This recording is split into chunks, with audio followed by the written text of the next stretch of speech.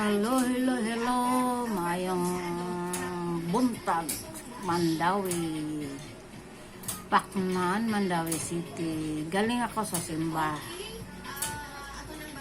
Sa Santo Niño Church, Paknan, Mandawi City. Si Kanmas ang simbahan ko. 7:30 and then natapos 8:30. So, kararating ko lang dito sa bahay. Gutom ko. Bili ako pa para may pangkain sa bahay. Gutom ko.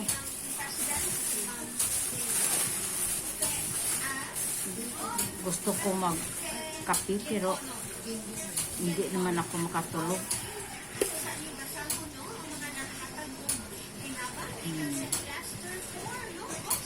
Masaya ako pag makasimba na sa umaga.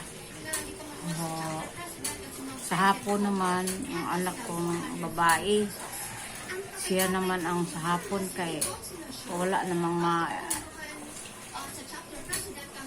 iwan dito sa bahay. Pag kaming dalawa magsama sa umaga. Siya sa hapon, ako sa umaga.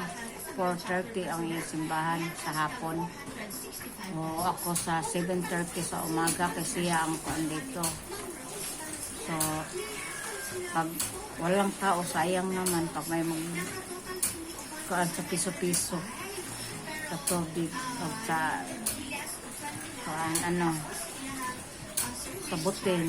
Kahit na piso-piso, at least may income nga 10 piso, 5 piso. So, saya na ako, nakasimba na ako. Pag di ko makasimba kasi murag sa pag di ko makasimba pag araw ng linggo. Basta pan lang ang kondisyon. Ayos lang kondisyon. Ayun. So, kararating ko lang kay gutom kasi gusto kong matulog. Hindi ko na lang mamaya na ako matulog kasi mag-snack ako. Bili ako pan, sinapay. Bye-bye. Ito lang.